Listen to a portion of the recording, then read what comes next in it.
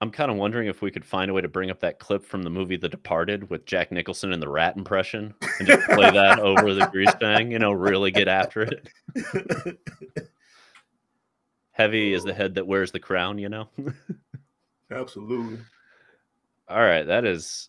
Okay, there's the mulligan. Ooh, and this is going to be a multi 5 for humans here. That's not a strong start.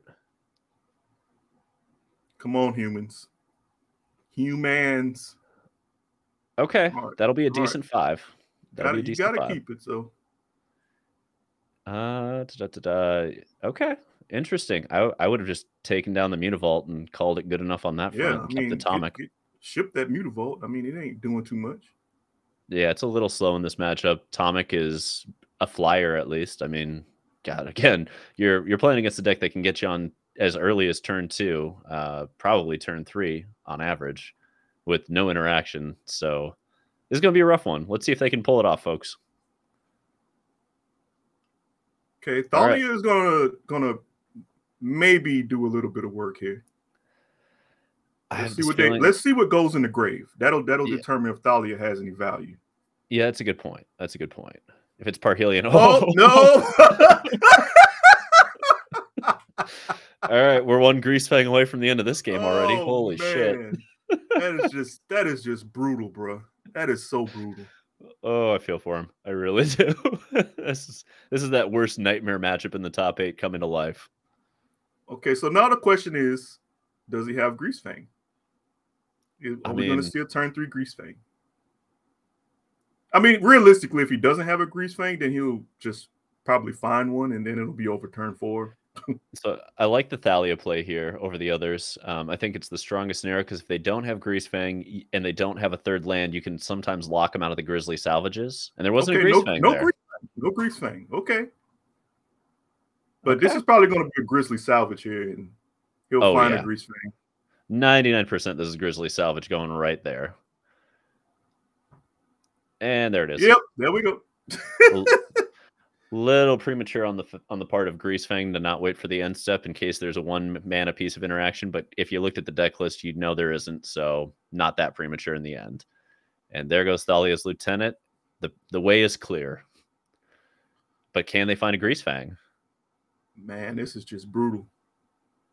I mean, do you play the Brutal Cathar here and just another warm body? You know what I mean? Like you have to. You have to. You have to get all damage on board that you can get. Or do you save it and try and pick off 1 4/4 Angel token and use a Ganjo for the other and force them to have another discard outlet for Parhelion if they have the Grease Fang? I mean, this Grease Fang deck is stumbling mighty hard for a lack of interaction. Okay. Thoughtseize galore, but yeah, I mean, maybe you do just hold the Cathar. Okay. They're going for it. I want that damage on board. Fair. All right. Let's put them down. I mean, that's your only defense is to get the opponent dead.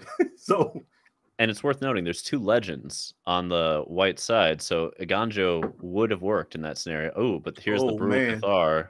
Oh man, this is probably going to put a Grease Fang in that's going to hit like a wrecking ball. Those Sky Sovereigns will end the game faster than anything else. I mean, you're swinging out here and Iganjo.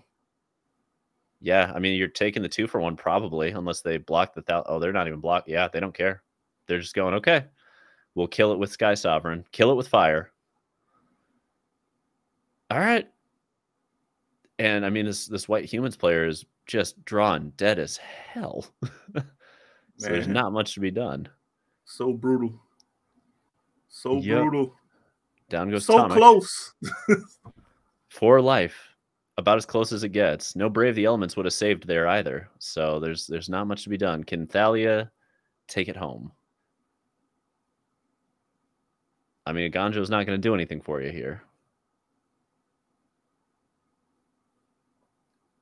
Oh, and another planes off the top. No. Not like this. Not like this. Well, that Mutavault would have been valuable now. I was thinking the same thing. I was like, oh man, that Mutavault that they got rid of is the difference of this game right now. Literally, it comes down to that Mutavault. Is life and death. Oh, it's so brutal. And there's a Lily to go on top with it. All right. I don't think there's going to be a good solution here. All right, so they know there's an Iganjo. There's no hasty creatures. There's Brave the Elements, though. But Sky Sovereign cleans up Thalia, and that's probably the game unless there's two. Is there like a Bolt sitting in mono white somehow? You know? Man, oh man. I mean, you might as well use the Iganjo, take down Rafines, try and buy yourself just a little more time. But okay. What about the Cathar? No, because Lily just minuses. I was like, yeah, maybe the Cathar, but because the ward on Knight, but don't think that's going to do it. All right, so recruitment officer. Yep. In theory, the only thing that they probably could have drawn to get out of it would have been a Mutavault, but I doubt it. God, this has to be so rough because they just can't stay away the Rafine's Informant, use it to crew the Sky Sovereign, and minus the Lily. That'll do. Or maybe they top deck a Greasefang and it's really over the top. Who knows? Who knows? Yeah, there's the concede button. So, rest in peace. Yeah. Rest in peace, not pieces. That is the goal. And Brave the Elements is where they're cutting out. Okay, interesting. Do they push portable holes in to just try to deal with the early drops? Yeah, I can see that. I mean, those conniving suckers did end up being a difference maker in the game. Absolutely. All right. Can humans steal a game from the Greasefang matchup? And I am going to call it stealing a game. I do not think this is favored at all for humans. We watched Greasefang win without the namesake card. Like it was a clunky hand and it didn't even matter. Sky Sovereign alone just took the damn game over. And we thought it was going to be a much quicker game than it actually ended up being. Yeah. Yeah. That's a decent hand. It doesn't have hate, but it does have velocity. Oh man, I would have so wanted to see rest in peace. I mean, yeah, but you only got 2 copies, and I don't think you can mold to it. Like, you got to have the velocity and just pray for the top decks to both games on the post board, or pray that they don't have Greasefang with the game that you don't have rest in peace, right? Yep, that's pretty much all you can do. But I love the play here because you get the Thalia's Lieutenant. You're going to get the Adeline next turn. This is a lot of pressure getting put on very quickly. This is a 5-turn clock at the slowest, and it might be a little bit faster depending on how they play those Thalia's Lieutenants and how much interaction happens. Yeah, this is gas. Like, you are forcing a Grizzly into Abzan, and even that may not be enough. This is kind of where I want those Brave the Elements potentially, is in case they Parhelion, you might still be able to win on the crackback as long as you can keep everything under the Angels. Like Brutal Cathar, I might have gotten rid of that and kept the Brave the Elements just in case. Oh, and it's a Greasefang with no targets. That gets exiled. Yeah, I don't know that they need to, but I would exile it because I would want all damage going to face, but that's just me. I think they just have lethal with the Thalia's Lieutenant pumping the whole team because they have to block the Adeline, but then everything else is lethal. Yeah. But yeah, that's true. And that is how fast humans explodes. That is a turn 4. Smash right through. Did not have any interaction. That's one way of getting rid of Greasefang. Yeah. Yeah, just smash right through. And again, those Brutal Cathars, you could play those, but let's say that they had turn 2 Grizzly Salvage into a Parhelion, and then they played Greasefang. They, smack you in the teeth for 13. They have 2 4/4 Angels left. If you have, instead of a Brutal Cathar, you have a Brave the Elements, you win. You don't even care about the Parhelion. You're just like, all right, everything's pro-white, let's move. And you win the game right there and then, which is why I don't think Brutal Cathar is the right card in this scenario, nor Extraction Specialist, frankly. I would be playing those Brave the Elements and use those to push through because it lets you get a crackback. If they get one Parhelion hit in, you can still go through them. Yeah, I mean, Brutal Cathar isn't doing anything in this matchup. I mean, what are you hoping to do? Are you hoping to, exile a Greasefang when it's already on the board and done its due and got them Angels on the board? I mean, it's not enough. Right. This is a rough hand. I'm probably mulling that. Yeah. And that's Man, also a rough hand. Wow. Well, Oh, at least they are on the draw, so you can mulligan this and be fine. Oh, oh man, I'm keeping it, but I'm not happy. I don't think you can go to 4 in this matchup and realistically have a shot. I go to 4. It looks like they agree with you. All right. Down goes all the Cathars. Yep.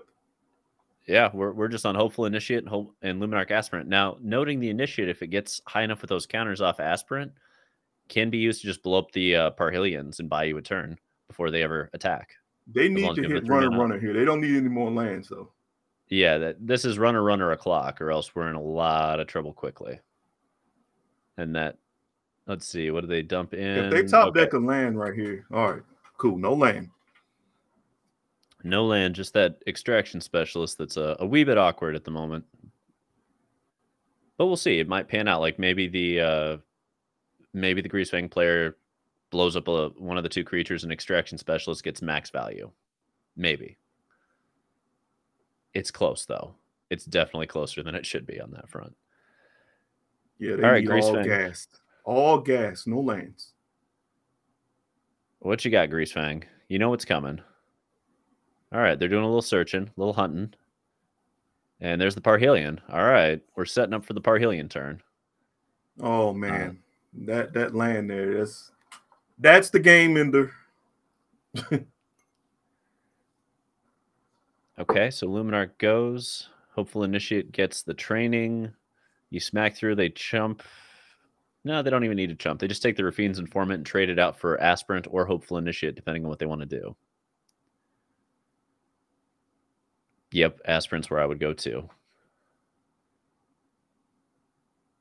All right, Extraction brings back the Aspirant, and now we just hope Parhelion doesn't get reanimated. We are on the prey scenario for the and the Fatal Push. Nice. Oh, man. They should have been putting more counters on the Initiate. I mean, I get the sequencing and why they did it, but that Initiate could have at least drawn them some more time. All right. It's getting interesting. Yeah, no Greasefang there, no action whatsoever. Don't know where this one's going, folks, but stay tuned because it's getting interesting. We're not seeing the closeout that Greasefang is supposed to have. They maybe aren't running hot anymore. We haven't seen a Greasefang animate anything in 3 games. Is that correct? Yeah, you're right. I still don't get why they're not putting the counters on the Initiate. I mean, you could keep blowing up the artifacts. Just put the counters on the Initiate. Right. It's kind of wild. Okay, they're searching. Greasefang. There's a Greasefang. There's Can't Stay Away. 2 of them also. So we know Greasefang's coming. Oh, and there's the Fatal Push. Okay.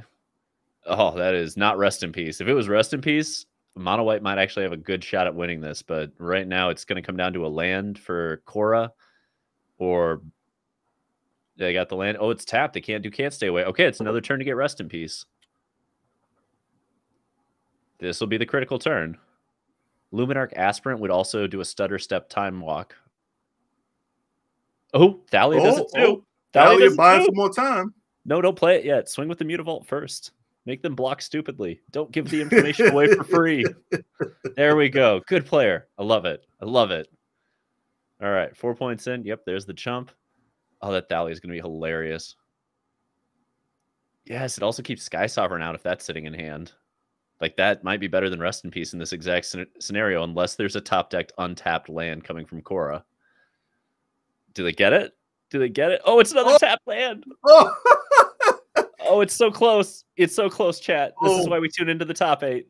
Another top deck. Now, this is probably where those Brave the Elements would have come into play now, because they're probably going to get a Parhelion into play and get some Angels, but Brave the Elements will let them push through. Oh, no, Containment Priest. It'll keep the Greasefang out.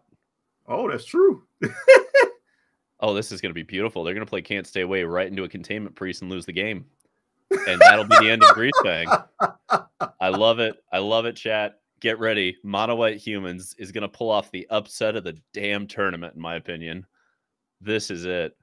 Yes, Containment Priest. Oh, I love it. So punished. Oh, yes. Remember when we said Greasefang was a trap? I feel vindicated. I'm so happy. And unfortunately, the names that I'm seeing over in MTG Melee do not correspond to the names people have on their arena accounts for the moment. Okay, it looks like it is the second place Rakdos mid-range player. So we have 1 versus 2 in the top 4. Is that correct? I feel like that's off somehow. It should be 4 or 5, right? So it should be Azorius Controller, Selesnya, Angels. My apologies, chat. My apologies, chat. Mental fatigue hit me as well for a moment. That's on me. Okay, Kahira the Orphan Guard, we're playing, it's Azorius, so it's going to be number 5, I believe. 5th place player coming in, top 4, beat the odds against Selesnya Angels. Now Grixis gets to grind another Azorius control matchup. Oh boy. This one's got Kahira, so it's a different build. It's a very different build. There's no Lotus Fields. There are Absorbs. This is much more traditional in what it's trying to do. And we're seeing a Mold of 6 keep with double Thoughtseize and the ability to cast Thoughtseize. And just a prayer that there's lands off the top to get to Fable, basically. What do you think about that? Do you think that's you like that keep? I do not even a little bit. I don't think you can afford to keep this hand, because even if you pull, like, let's say there is the double Thoughtseize, you pull Teferi, you pull Shark Typhoon, they're out of threats. Great. They're going to have like 8 turns to recover. And they're going to find another Teferi or Shark Typhoon. And in the meantime, they're making their land drops and you're not. So unless you're really lucky and you're just like putting it all on the line with luck game 1, I don't love this play. That said, this is the path they chose, so I'm hoping it pans out. I don't know. Do you just take absorb here to make sure your Fable gets through if you get lands off the top? Yeah, and, like, I mean, you can't afford to have your stuff getting countered, so got to get those counter spells. The Make Disappear, I almost want to leave Teferi just because of that, because all you need is 1 blue source, and they'll slam a Teferi turn 5 most of the time, and you just make Disappear it and move on. Oof. All right.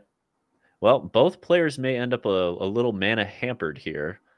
We're kind of waiting to see if it's just going to be a cripple fight here at the beginning of it. Like, I don't know. It happens occasionally. I play a lot of paper Vintage, and that is a common scenario when you get to Vintage. We call them the cripple fights. Yep. All right. Censor Cycle. That's a smart play. Alrighty. Making land drops on one side of the battlefield, and there's a land drop on the other, but this is just going to eat and absorb. I'd be fine with that, though. Yeah, I think you're fine with that because you got 2 Fables back, and you want to get one of them to resolve. So this is an acceptable scenario. You didn't hit the 3rd land. This would have been the critical turn to get that Fable on the board, too. Oof. That hurts. And you don't have blue mana for Make Disappear, so whatever's happening, it's coming down. And that is going to be a Behold the Multiverse, it looks like, that is sitting in suspension over there. So that's how, as a blue-white player, you completely recover from Thoughtseize. Is you just get to do this, search out your lands, keep rolling. There's a Memory Deluge, there's Absorbs. This game 1 is going to take perhaps a very long time to wrap up, but the writing feels a little bit like it's on the wall if this gets countered. He really needed a blue source there.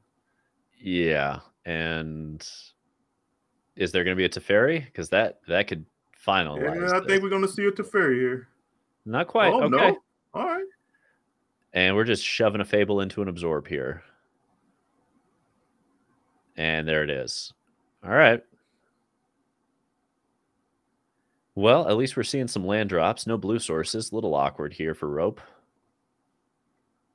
But blue-white's not recovering into Teferi yet, and there's that blue source. All right. Well, why do you think he did not play Teferi? Didn't have it, I guess.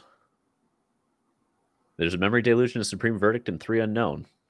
I would wager this Memory Deluge will find a Teferi, though.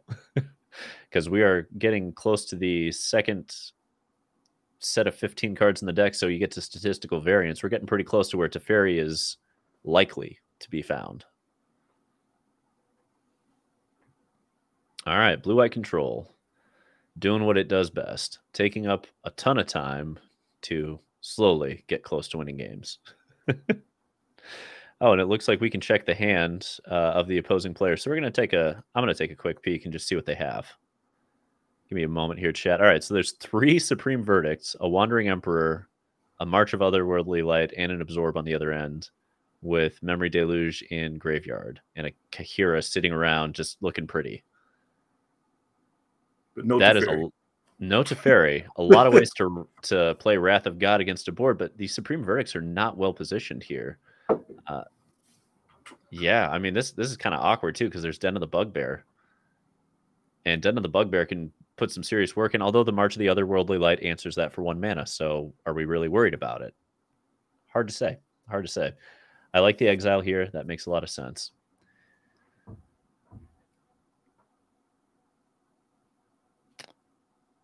All right, so blue-white still sitting with March, triple Supreme Verdict, Absorb, and a Memory Deluge in the graveyard. Hall of the Storm Giants. Now he's got that giant land. Yep. That's coming in tapped, and that could close the game out pretty quickly as well. Especially with the Wandering Emperor giving it a +1/+1 counter, potentially. Those little 8/8 first striking giants, you know how they are.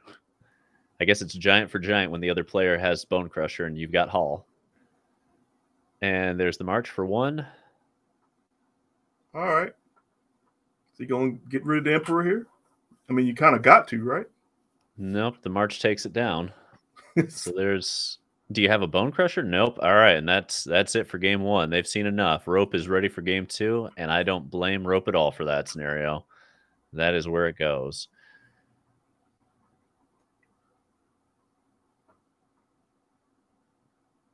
I'm hoping Rope is aware that you can look at the full deck list on MTG Melee. Don't tell me he's been running undefeated this whole time in the tournament and not seeing like, deck list. Right. Like, that's even more impressive if it's done with limited information. So I'm intrigued. All right, Fatal Pushes are out, Heartless Acts are out. Those are the 6 I expected to see get cut. What else is getting sliced here? Crushing with no info. Yep. Okay, so the Go Blanks, the Bank Buster. I'm going in. Going in, coach. I'm reminded of that Leroy Jenkins moment, right? Okay. I like this. Disputes, Strokes, Go Blank, Bank Buster, 6 for 6 basically on that front. Yeah, that's a strong boarding position. I'm back and forth on whether or not you want an unlicensed Hearst over like 1 Bone Crusher, but Bone Crusher is pretty versatile in this matchup. Sometimes you just got to get those last 2 points to kill a Teferi or an Emperor. It's also a threat. It's hard to say that Hearst is strictly better than that. Yeah, but I get the Hearst though. I mean, those Memory Deluges is you want those gone. It's also a threat that's hard to Wrath, and occasionally it just turns into a 10/10 that ends the game. So I would have tried to find a slot for one of them. I don't know what over exactly, but I'm sure the chat can tell me where they think it should have gone in. And it looks like Kelvin Dill is still sideboarding here, up a game, trying to take down the undefeated rope. The undefeated infamous Rope. And here we go with game 2, everybody. Let's see what Rope can do. And I'll swing over to Kelvin Dill's side in a moment here and check their hand as well. Alrighty. That's a strong opener for Rope. Instant keep. I'm going to check Kelvin Dill's side real quick and see how that looks. Not too shabby. So Kelvin Dill sitting on a couple of lands, a Teferi, a Shark Typhoon, an Absorb, a Rest in Peace, and a Behold the Multiverse. That's some decent action. But no Teferi. Well, there's a Teferi in hand. But again, we got to get to turn 5 and not have the board destroyed by then, which can be an issue in this deck in particular. So the question here is, do they suspend Behold the Multiverse or play Rest in Peace? Me personally, I'm suspending Behold the Multiverse here. Rest in Peace this early doesn't really matter that much. And quite frankly, I'm not sure that Rest in Peace was necessary for this match anyway. Yeah, I was just getting ready to say, like, why do you even think that's still in the deck? I think it's a common misconception in sideboarding, and you know, again, mental fatigue could hit. They're like, I don't know, Croxa. Anyway, rest in peace. You know. Although I don't believe there is a Croxa sitting. Oh, there is a Croxa sitting in Grixis, exactly one. But other than that, they don't have a lot of graveyard interaction. I mean, there's Corpse Appraisers, but Yeah, I you're not guess it's just one of really. those situations where it's like, I don't want to take out my rest in peace, because the minute I do, I'm going to see Croxa. Right, right. Ooh, and they've got double Supreme Verdict on top with this Behold the Multiverse, so they're leaving one. Maybe not. They're debating it. All right, both to the bottom. No Supreme Verdicts. I think that's correct. Supreme Verdict is not. Oh, and they drew double Shark Typhoon. So they've got 2 Teferis, 3 Shark Typhoons, an Absorb, a Rest in Peace, and a Field of Ruin, and they're going to have to discard if they don't play anything here. I mean, I think you just pass, discard the Rest in Peace, and move on with your life. Right, the Rest in Peace isn't doing anything. You have to keep Absorb up, in my opinion, right now, and you need to potentially Shark Typhoon for 2 and trade it with a Blood Tithe Harvester in subsequent turns. But this Bankbuster is putting in some serious work already. Yeah, getting to see the power of good old Banky.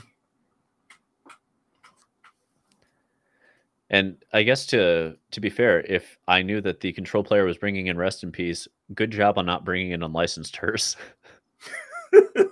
Right. Now we know. Now we know why. I mean, like, maybe Rope's just playing on a whole nother level, you Right. know, like just He's mind got games that master intuition dialed in, man. Playing every match blind, knowing all the correct sideboard moves. We don't need Unlicensed Hearse. They'll make the mistake inside in the Rest in Peace. It's fine. I mean, I love it. I love to see it. It's when you see more of the poker aspect of Magic, it's kind of a rarity. A lot of the time, in order for there to exist a poker aspect to this game, both players have to have a certain amount of mental conditioning, because you have to understand what moves you're supposed to be avoiding before you can even see a bluff as a reality. You know what I mean? Yeah. Like, I've played games against people who are new to the game, and you can't like do any poker stuff with them and bluff anything because they don't know that you're bluffing, because they have no idea those cards exist. You see my point? So I'm curious how deep we're getting into the poker mind game back and forth. And there's 3 Teferis in hand for Kelvindale right now, for reference. 3 Teferis. Not one of them is going to hit play here, but there are 3 of them. And there's still a Shark Typhoon, an Absorb, a Rest in Peace, and a Hollowed Fountain. So I agree with not playing a Teferi here. I don't think it's a great move. No, I mean, you definitely don't try to jam a Teferi here, because you're putting yourself in a losing position then. Yeah, you're just doing walls up, Absorb if need be, Shark Typhoon if not. And then you untap and you have Teferi into Absorb. Because there's the Hollow Fountain. So Teferi into Absorb, you're fine. And then the shields are just up with Teferi out, and that's where you want to be. The problem for Rope here is I haven't checked their hand in a minute. What does Rope have in hand? He's got Thoughtseize. He's got a Mystical Dispute, Creature, Disdainful Stroke. So yeah, that is a fantastic hand for this moment. I mean, this Thoughtseize isn't going to take a Teferi because there's 3 of them. But it could take the Absorb or the Shark Typhoon if neither gets utilized beforehand. So you're putting Kelvindale in a rock and a hard place kind of scenario. And this is where not being Rakdos and being Grixis also pays massive dividends, because you have access to Mystical Dispute and Disdainful Stroke on the back of a solid early pressure. And we're seeing just how effective it is to push that pressure through against a control deck that doesn't get to have clean answers for what you're doing and has to try to backstep constantly to regain territory, and in the process puts themselves in this position where Thoughtseize a couple of counters and how are you going to get in? Like, how are you going to get a Teferi to land in this position? I don't think you can. And the fact that he left all 3 Teferis in your hand is just like telling you, I'm not resolving the Teferi. Yeah, or I just don't. Yeah, or you just don't care. One of the two. I mean, I wouldn't take it to Teferi even if I needed to take it to Teferi there because there's 3 of them. So that's the least interactive thing I can do. I would take the Absorb or the Shark Typhoon, and in this case, I get the Shark Typhoon. You know, that lets you keep pushing through. Oh, don't sack the Blood Tithe Harvester without a blood token. Don't make that mistake, Rope. Okay, there we go. There we go. Let's get that in. Are we going to see an Absorb here? I think we might. I mean, you kind of have to. I would think so, right? Now they're pausing real long here, but they've got it like hovered. Okay. Get ready for the Mystical Dispute. There we go. That's coming down whether you like it or not. And that crews the Bankbuster if you want it to.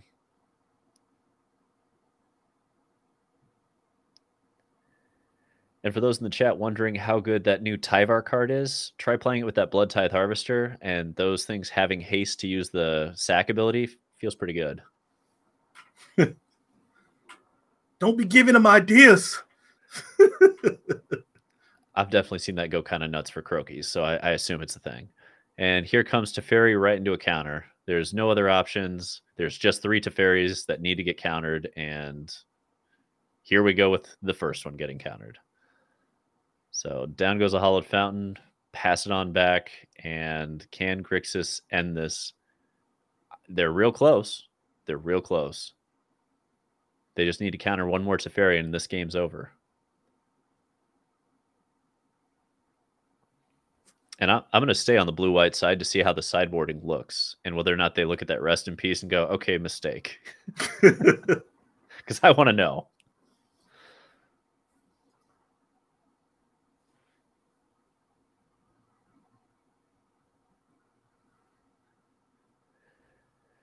All right, we've got some decisions to make here. Where are we at? What's Rope looking at right now? Main phase Evelyn. Okay. Well, that's a lot of gas. Yeah. Do they have another counter sitting in Rope's hand? Or is Rope just out of gas here? What's left in Rope's hand at the moment? You just got 2 lands. Okay. So this is I'm out of gas. I'm casting Evelyn, and we're going to apply as much pressure as we can as quickly as we can. And this is a pretty good way to do it because Teferi isn't going to be able to tick up. They're going to need a top deck Supreme Verdict to get out of this.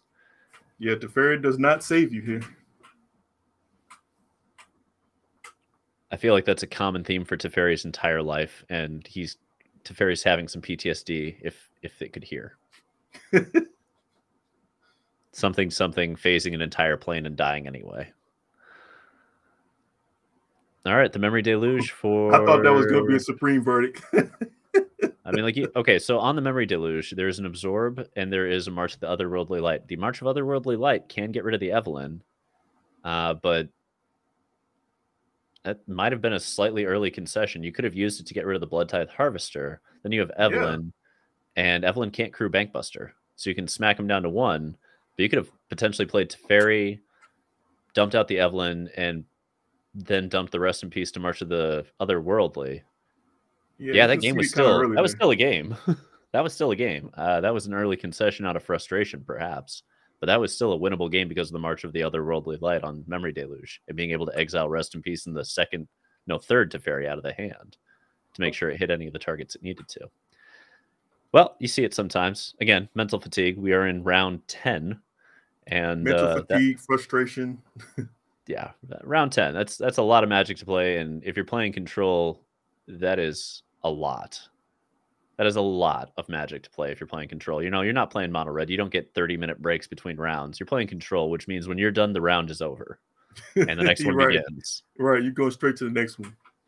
I mean, back in the day when you were playing at a GP, I remember that being a consideration for people was how much time do I need between rounds to make sure that I can, like, eat food, go to the bathroom, and based on that, I'm not playing Control. that was a thing for GPs for a long time. It was like, try to find the best aggro deck because you don't want to be the guy on Control for 8 rounds at a GP. Okay, Yeah, so playing rest in control, peace. playing control for that many rounds, man, it can wear anybody down. So rest in peace is back in the sideboard where it belongs. And we're seeing a Dream Trawler getting pushed in, which means Kira's coming out.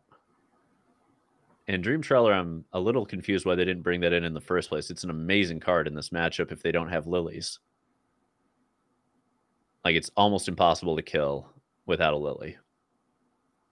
That used to be like my sideboard surprise for that Sage of the Falls Locust God combo deck. I played against Rakdos players, right? So game 1, you just combo off, and then game 2, they just hold up a Heartless Act, and they're like, no, not today, except you do the same thing, and you sideboard in 2 Dream Trawlers for your combo pieces, and you just dump 2 Dream Trawlers onto the battlefield, and then they go, oh shit, and lose.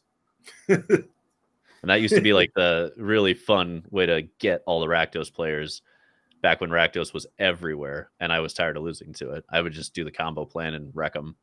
And that was how I ended up in like top 250 of Mythic one month, was just wrecking Rakdos players with double Dream Trawler off Indomitable.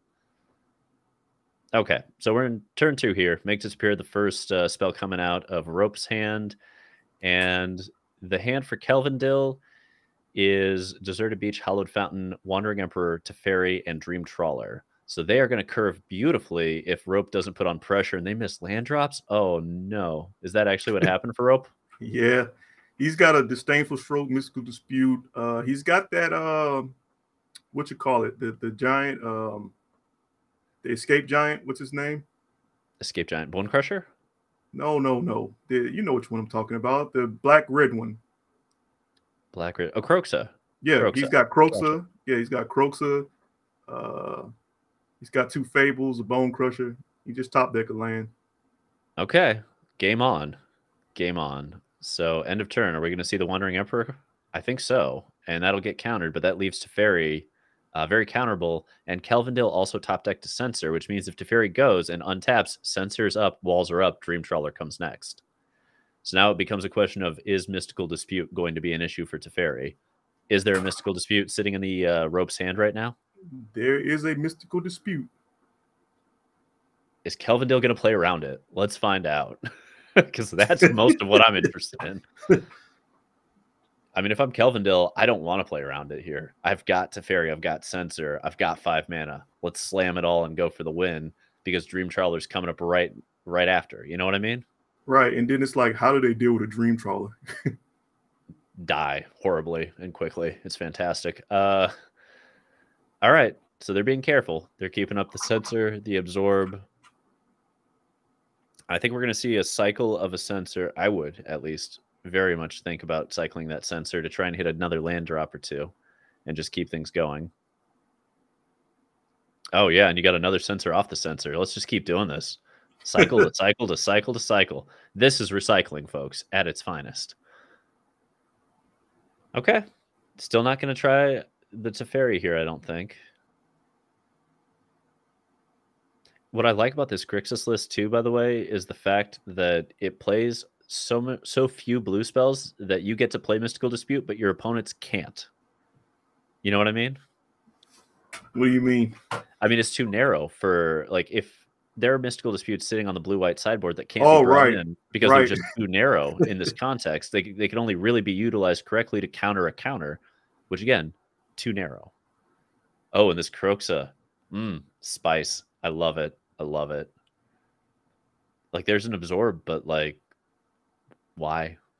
And there's a Farewell sitting in Kelvindil's hand. Do they just dump that out? Looks like they will. Like I said, take the Farewells out, and then, I mean, not the Farewells, the Rest in Peace, and then you see the Kroxa. Oh, and here's the top deck Kelvindil was waiting for. There's a Shark Typhoon in hand, so end of turn, expect that Shark Typhoon to get slammed down for a 3/3 token and start applying pressure. Blood Tithe Harvester, no problem. We can race this one. And the amount of restraint on both players here, it's quite something. This 4/4 Shark Typhoon is going to put a lot of pressure on.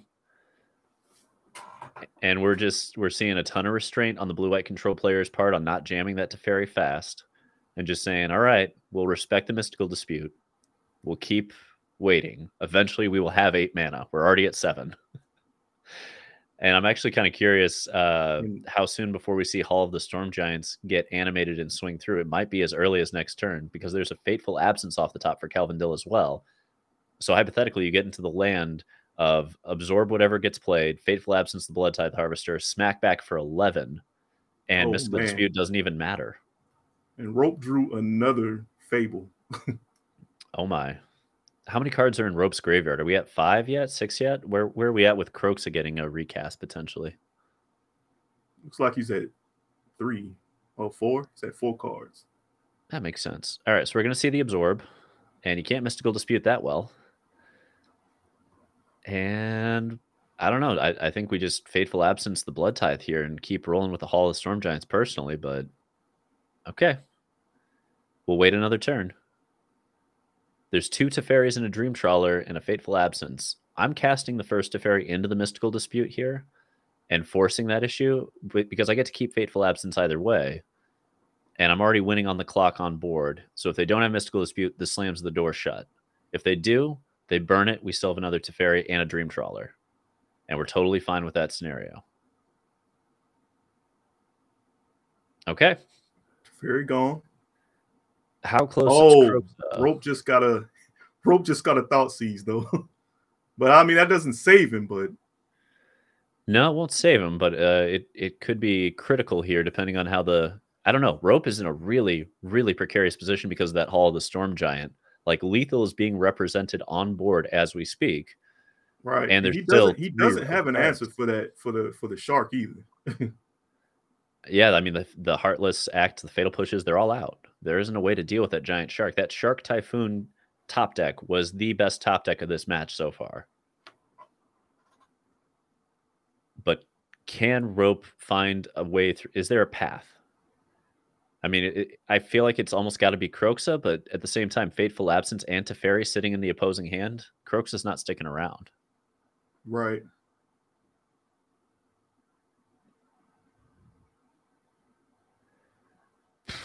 Yeah, I mean, they have the ability to put Kroxa on the battlefield. It's just not going to make a difference in the end. Yeah, Kroxa can't even. I mean, Kroxa just dies to the Hall of the Storm Giants. Yeah. Yeah, that's the truth. Yet again, Rope not having a lot of lands, missing a lot of land drops. Plenty of time on both players' clocks. The Elder Giant dies to the Land Giant. Yep. Yep, and we are getting pretty close to our finals at this point. Can Rope find a path? That is the only question left for this matchup because we are a turn or 2 away from the finale in all likelihood. He just doesn't have enough land, man. I mean, his resources are just so choked right now. Yeah. Okay, Kroxa's making an appearance. I think you're letting it... Okay, so you let it resolve. You probably dump... Okay, what do you dump? There's Teferi, Dream Trawler, Fateful Absence. Those are the 3 cards in Kelvindil's hand. One of them's going down. It's probably not Fateful Absence because you're probably using that to blow up the Kroxa. I mean, do you even need Teferi right now? Thank you. Yeah, you don't need Teferi.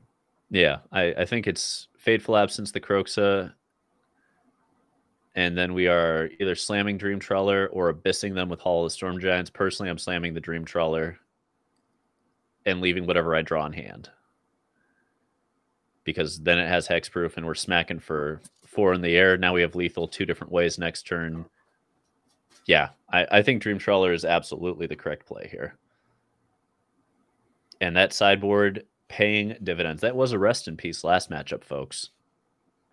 This time it's a Dream Trawler. Oh, how the difference it makes. Sideboarding, relevant. Oh, Rope gave it a good run, though. Rope has reached the end of the rope, so to speak. Pun intended. Now let's see if he ropes the opponent.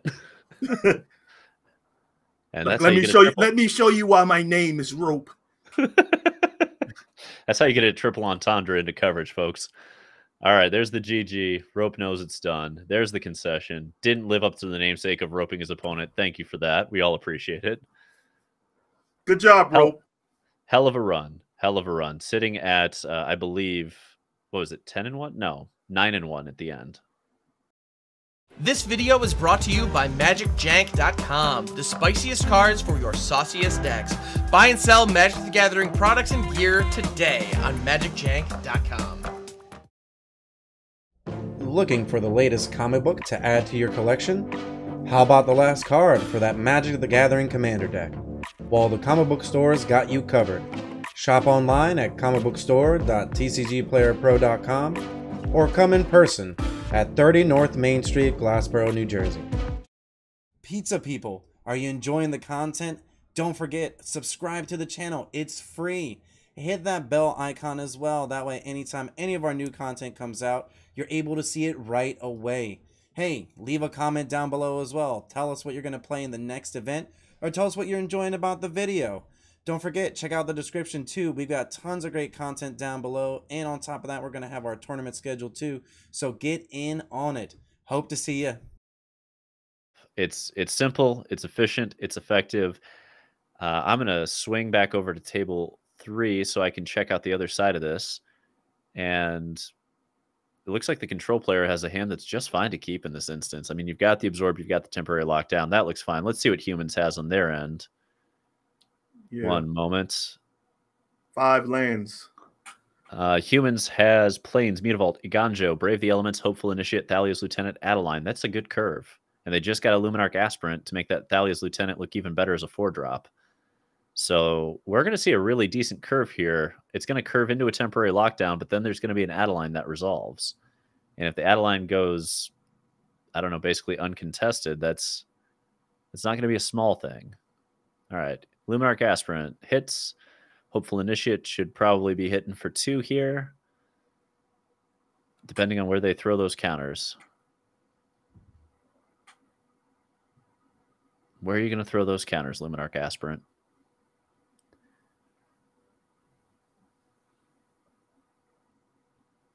It's like his brain is loading. Latency 5 seconds, just like the rest. Okay, right play there. You get the extra point of damage by doing that. That's a tight play. That's a good play. That's recognizing temporary lockdown could be on the way. And sure enough, the lockdown has begun. But Adeline's going to get I don't know if I like playing lockdown right there, though, because that seems like it's too early. I've seen, I don't know. It depends on the hand. What's the hand of Kelvindale look like? I'm on Terraseek's side. He's playing March of the Otherworldly Light right now. Then he's got 2 absorbs, 2 lands. Okay. So we're going to see a March on Adeline probably, except that Terraseek has the second Adeline sitting in hand as well. But now from the control standpoint, now you're playing from behind now because he's only got 2 counter spells in his hands and 2 lands. That's it. Here's the worst part. The second Iganjo, you're going to get punished for it with humans right here, but you are going to get to keep an untapped white source to Dauntless Bodyguard the Adeline. That is not going to be easy. And there's a Brave the Elements and Thalia's Lieutenant sitting in the human player's hand. He just top deck Supreme Verdict, but that ain't gonna. Not going to get through Adeline. Yeah. It'll get a Dauntless Bodyguard, and that's it. So you got to get rid of Dauntless Bodyguard in order to get the Adeline off the board. Unless there's a Teferi you're willing to sacrifice for the cause here. And all right, that blowing up that Mutavault. Actually not the best play because you gave Terraseek an untapped white source for their Brave the Elements now, too. So there will be no marching anything right now.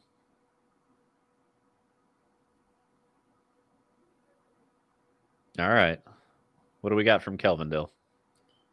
All he's got is 2 absorbs and a Supreme Verdict. 4th card is a land. There's only so much you can ask of him, right? Kahira going to hand. Interesting. Very interesting.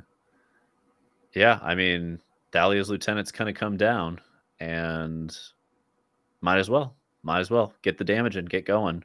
Force them to Supreme Verdict you down to an Adeline, and then use Adeline to win the race. And that's where we're at. There's a Brave the Elements sitting in the human player's hand, and they're just going for it.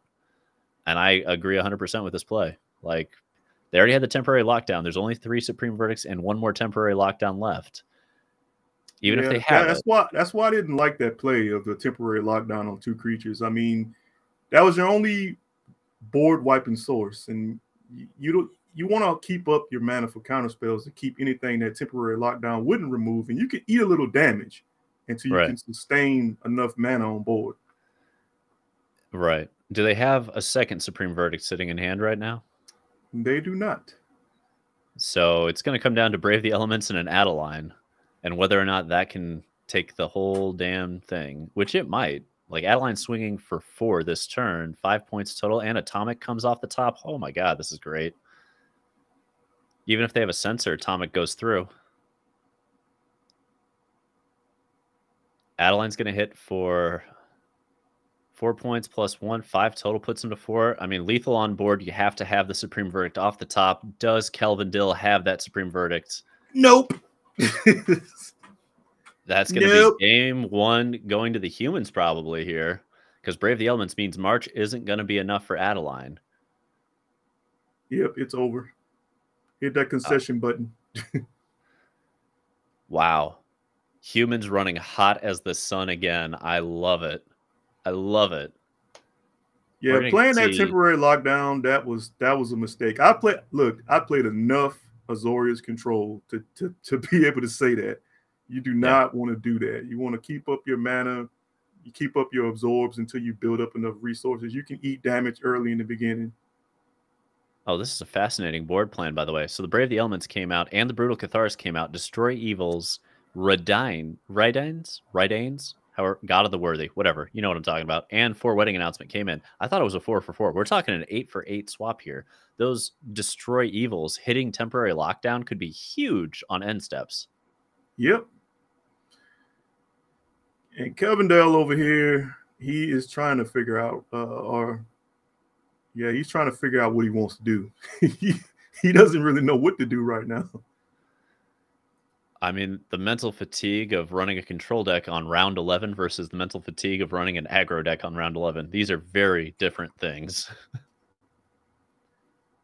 In a weird way, it severely favors the aggro player because the number of decisions they've had to make, the trees, the lines, all the different things they've had to pull through are far less probably than the control players had to do.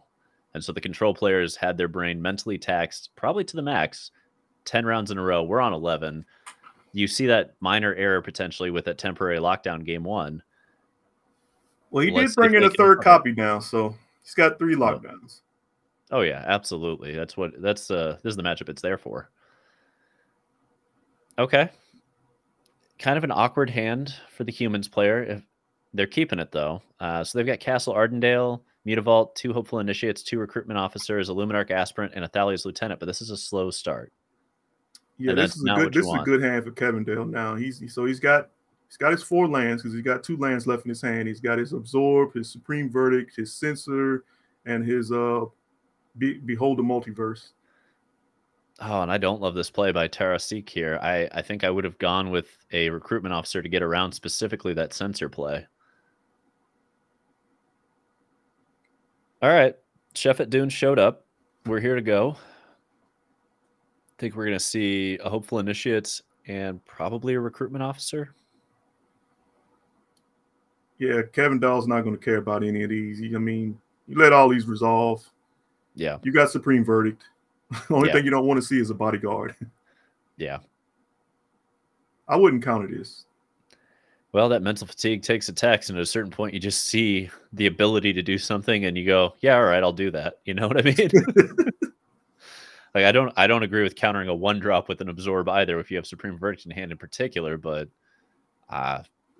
round 11, it gets a little sloppy sometimes, and you just point, click, and see like, I don't know, this thing counters that thing, so why wouldn't I? Right. You know? Okay, so we're back to Recruitment Officer number 2, and there's a 3rd one in hand if this gets countered, and there's 2 Thalia's Lieutenants. So what's on the board here with Hopeful, Recruitment, and Thalia's Lieutenant? Exact same thing as in TerraSeek's hand as well. There's a second copy of each of these in their hand. Wow. So we'll see where it goes. Are we walking this? Probably gonna see a Behold the Multiverse here. Yeah, they're lucky it wasn't a Wandering Emperor. All right, so what have we beholded within the multiverse?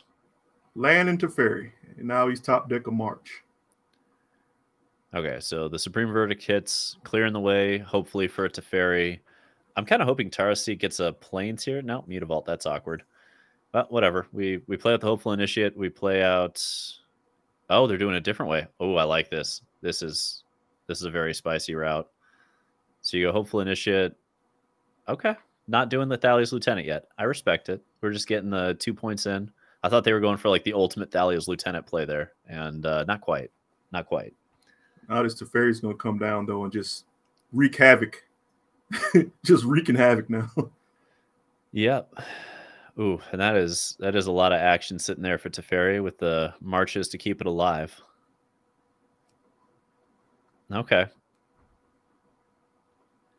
And Baneslayer sitting in the hand on the other side too. That is a lot of action to deal with. All right, so Taraseek looking to utilize a Mutavault. Thalia's Lieutenant looking to obsolete it to Teferi, and one march is not going to be enough to save that Teferi. Not if everything swings at it. But let's see what happens. Are they going to try and hit it for Xaxes, or are they going to overkill? Yep, there's the overkill. Smart. Yeah, you don't play around with Teferi. You get him out of here. Yep. Just kill the Teferi. And Hopeful Initiate or Mutavault. Which do you take out? Looks like the Mutavault. Okay. So Teferi dies. But do we have a scenario where Bane...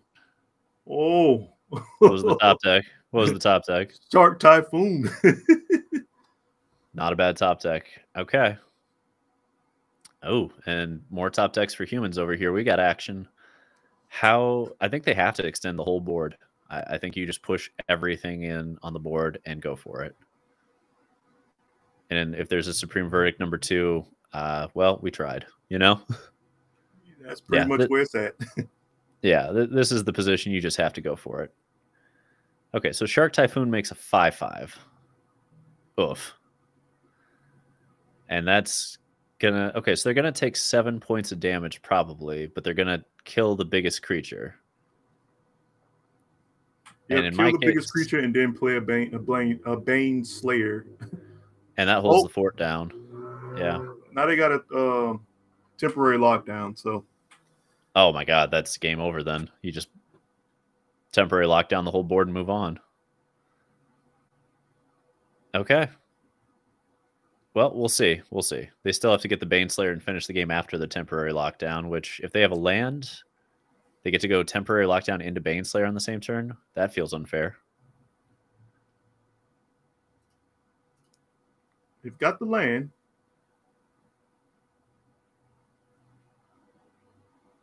Yeah, I mean, do you play the Ottawa or the Iganjo in your scenario? Which one do you like? Oh, they're not even playing it. What? Yeah, that I don't get that. What? Why? That's wild. Okay. That feels like such a risk. I mean, I don't get it. You swing you swing with the shark, get in for 5, play temporary lockdown, erase their board, and now you're sitting there with Baneslayer.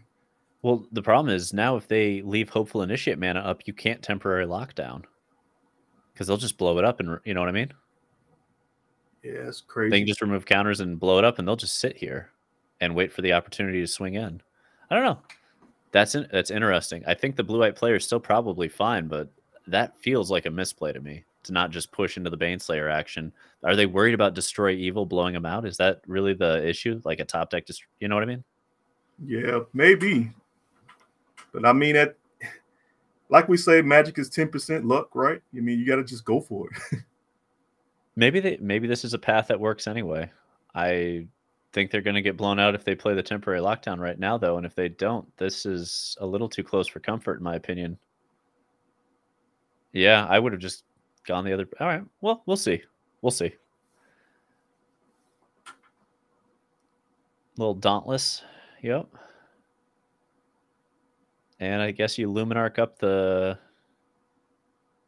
Just swinging for 6? Is that enough? I mean, do you block in just a Ganjo? Not blocking. Okay. Wow. At this point, I'm just Wishing that white had that Brave the Elements so that they could swing through for lethal and punish so heavily this not playing temporary lockdown scenario that's been happening. I'm so confused at these exchanges right now. Yeah, it's a little baffling. It's a little baffling. Granted, this is a one-turn clock now. Mono white has to win this turn or Shark Typhoon comes in and ruins everybody's day. And on that basis, I probably play temporary lockdown right here and right now to force the issue. Oh my god, are they just going to win anyway? Math. We should do math. How close are we? We've got to be really close. I mean, is that 2 Mutavaults I see up there? Yeah, that's 2 Mutavaults, right? Yeah, 2 Mutavaults go. Thalia's Lieutenant off the top. I think they have lethal because temporary lockdown this never is lethal. This is lethal. Oh my god. Oh my god. Yeah, 6, 7, 8, 9, 10. Oh yeah, it's lethal. And they spread it out perfectly. Wow. Okay. All right, so you Ganjo out the recruitment officer, you chump the 8/8. 3, 6, 9.